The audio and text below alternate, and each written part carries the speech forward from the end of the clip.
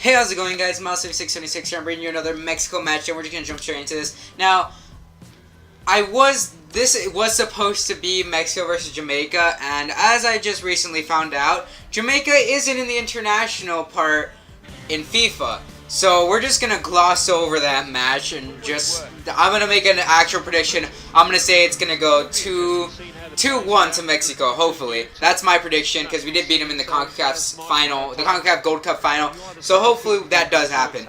But we're gonna jump next to the final game that Mexico played, which will be against Venezuela in Group C. Now I just finished watching. Oh, wrong button. I just finished watching the Uruguay match. And oh my gosh, that was amazing, okay? The match ended 3-1 to Mexico, and it was just an amazing game, you know? We scored the first goal. We scored the first goal, the fastest own goal in the Costa Rica history, and I think it was about 4 minutes, that's all. In about 4 minutes, the cross came in from Andres Cuadrado, and it just came off Pereira's face, and it counts as an own goal. And then Uruguay went down to 10 men just before the half, and we just controlled the first half. Really, we did. We just dominated the first half and just controlled the game. We had it in the palm of our hands. Come second half, Uruguay came out, and they came out strong. Andres Cuadrado ended up getting sent off. It was down at 10-on-10, and then from the free kick that was given away off the Andres Cuadrado red card, would go on to be a goal for Uruguay, which came from Diego Godin, a header from him. And in that instance, Uruguay kind of really did control the match for a while. They did really have us on our heels.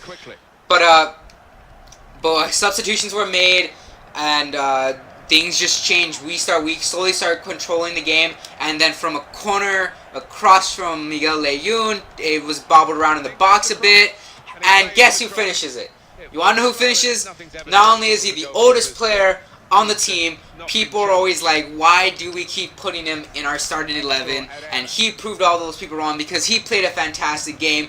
And after the match, he was Kaiser's man of the match. And you want to know who that man was? That was Rafael Marquez, 37 years old, scored an absolute just wonderful goal. Like, it was fantastic. It bobbled around a bit. They brought it back to him. He just takes one step and just puts it in the back of the net, and it was 2-1. And from there, the game was ours. Uruguay, they couldn't do anything. They did come on strong though. Don't get me wrong. Uruguay put up a solid fight. They did. Cavani, I mean, with being without their best player Suarez, I think Suarez not being there made a huge difference. It really did. It really did make a huge difference, Suarez not being there, because it put a lot of pressure on Cavani, and Cavani, he played, just right. Who's that, Leon? I think that's Leon. Just right. Anyways, Cavani played a good match. He had opportunities, just couldn't finish it. Actually, Ochoa wasn't in goal. It was actually Talavera, who, my goodness gracious, he played a fantastic game. He made some amazing saves, made some important saves too. He stopped a shot from Cavani that really definitely would have made the game go a different way if he had scored that early. And it was just, Talavera, my hat's off to you, man. You played a fantastic game. But once Rafael Marquez scored that absolute beauty of a goal, it started coming back into our control. And then not only that, off I believe off like a counterattack, we scored another goal, making it 3-1, which kind of sealed the deal. It was an added time. Herrera put that one away. So the goals came an own goal from Pereira, a center back from Uruguay, and the goals from Rafael Marquez and Herrera. Fantastic goals, fantastic game overall. That game, honestly, my heart's still pounding. I was shaking. I was pacing back and forth. Honestly, that game, it was played like a final, and it felt like a final too. To believe that's only the first game of many. That's the first of many games, and to think it really did feel like a final. It felt like a final, and it wasn't. It was the first game, but Mexico, Uruguay came out strong in the second half. They played the game, and they honestly started controlling the match. But just our Mexico's our passion and heart for this game, we just brought it back, and we brought it back, and it also helps. Oh my God! It also helps that Mexico, we have fantastic fans. We really do, you know. They come out even for friendlies. They no matter where we are, the Mexico fans are there, you know. And it even helps that we're in the U.S. this tournament, because I mean, you see them pan through the stadium, and you just see millions and millions of green, red, and black shirts, the color of El Tri of Mexico, and it shows, you know, the fans are there. Leon off the crossbar.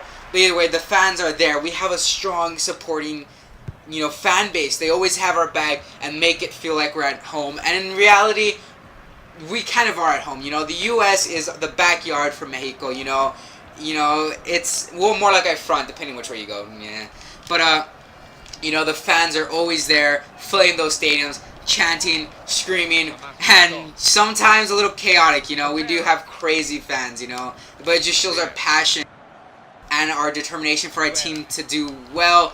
Oh, yeah, get that out of there. Get that out. Oh, alright. But that was just an amazing game, 3-1. Hopefully when we play Jamaica, we can win. That's the end of this first half. Nothing much really happened no goal, like Mark and Tyler just said. We've had 2 shots, 0. I hit the crossbar. Does that not count as a shot on target? Either way.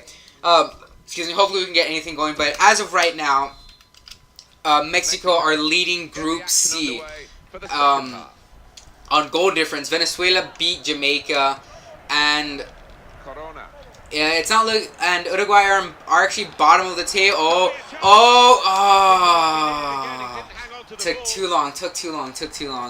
But currently Uruguay in bottom, Jamaica are third, and Venezuela second, and Mexico are leading at top, which is exactly what I love. We have a better goal difference than Venezuela, who only scored 1 goal. Whilst we scored 3, but Uruguay did score 1 goal, so that makes it a 2-goal difference. But Venezuela, they're pretty solid. They're a pretty solid team. You know, they obviously they beat Jamaica, who are a decent team as well. You know, the Reggae Boys, don't count them out. They're a strong team. They're very passionate about this game, and they're in a way they're kind of making a comeback for them. You know, they have like Wes Morgan, you know, who was the center back for. Who was a center back for Leicester City that won, you know, the Premier League. But you know, Venezuela's still a solid team, and hopefully we can get the win. You know, it's really great that we got the win right away. You know, we got our first, you know, the first game, very important. We actually keep our unbeaten streak alive. You know, I don't remember exactly, but we have I think we have like a 20-game win streak. We haven't lost, or no, like a 20-game like not losing streak. And we've just been playing fantastic. You know, all our players are on form, and it showed. And we have, it amazes me the talent we have. Like Corona played a fantastic game. You know, he did little tricks here and there, got himself out of like situations that created space and opportunities. Same for Herrera, he did the exact same. You know, Leon, Corona, and Herrera, the boys from Porto, the 3 Musketeers from Porto. They played a fantastic game. Chicharito as well. You know, he didn't score, sadly enough, but he played a fantastic game. You know, he was his movement played a huge part to that own goal, because Diego Godin out and created space for, I believe, Herrera, which brought the center back to cover him, which created the own goal. So, you know, Chicharito contributing. He came off eventually for Jimenez, who actually supplied the goal for who supplied the goal for Herrera, and I think Rafael Marquez as well. Oh, boom, there we go. Herrera, I think it's Hector Herrera with the goal. Another kind of sweaty goal, 67th minute goal, doesn't matter. You know, it's a goal nonetheless. We're 1-0 up. Let's go. All right, but yeah, the Porto boys just, you know, bringing it in, and it was just a fantastic game, you know.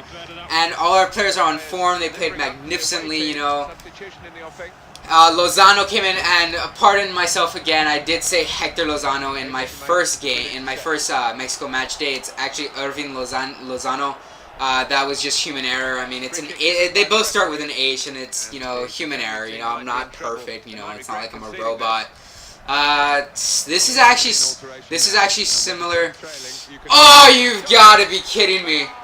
That was an amazing strike. I can't be mad at that. That was fantastic. But that spot was similar to the one we kind of conceded against Uruguay. But now we're 1-1. We're level, which isn't great. I can't be mad at that. That was a fantastic shot. I really can't be mad at that. Hopefully we can get one back. You know, that way it's not a draw. I think Uruguay plays. Let's see. After we play Jamaica, we'll be playing Venezuela. Ref, that was clean. Ooh, that was not a clean pass though. Oh, decent block, decent block. But let's see. Uruguay will be playing, I believe, Venezuela, which I think if anything, I want Venezuela to win. That way, you know, Uruguay's out because Uruguay is a force to be reckoned with. You know, I mean, even though they're without their star man, they're a solid force. You know, they kept putting on pressure. You know, they have the best center back in the world in Diego Godin, who scored that can actually do a job up front. You know, towards the end of the end of the game, Diego Godin started playing more of an attacking role, and he was going back and forth. He has like high like if I've seen his FIFA card, I actually haven't used his FIFA card that much, but if I had to tell him, he had high work rates back and forth, defensive and attacking, because he was just every, you know, and he played more of an attacking role. But hopefully when Uruguay play Venezuela, oh my god, alright, that actually worked out. Anyways, hopefully when Uruguay play Venezuela win, and hopefully we beat Jamaica. Because honestly, if we can win just all our, Andres Cuadrado, keep it in, alright, we got a corner. Hopefully we can hopefully we can win all our group stage matches, which will make it easier to transition to the round of 16, I believe. And I don't know who we might be playing, but take that shot. Okay, we got it. Corona, stick with it. Dance a bit. All right, Rafael Marquez, cut in. There we go, Rafael Marquez. I believe he's like 37, and he scores the late goal against Uruguay. Yes. Not a similar goal, but similar circumstance. Closing minutes of the game. And he scores the decisive goal. Yes, alright, let's go. My goodness gracious, what are the odds? Yes, alright. Little flick. There we go. Alright. Yes, that's fantastic. That's very, very similar to the Uruguay goal, or to the Uruguay situation. Yes, there we go. Late goal. Rafael Marquez with the absolute winner. That's full time. I think this is going to be uncut. I talked a lot. I did mention a lot. Yes, this... I'm still buzzing from that match. Anyways, Rafael, I believe, did he get man of the match? Yes, he does. Like he did during the Uruguay game. Anyways, that's prediction for the Venezuela game. 2-1. Hopefully that is what happens. Hopefully we just get the win. And as I said before, Jamaica is not on the international roster for FIFA 16. So my prediction for that game is, I'm going to say this 2-1. So, you know, hopefully we just get both wins and move on to the round of 16. That's been this video, guys. I hope you enjoyed. I'll see you guys later, and come on, Mexico!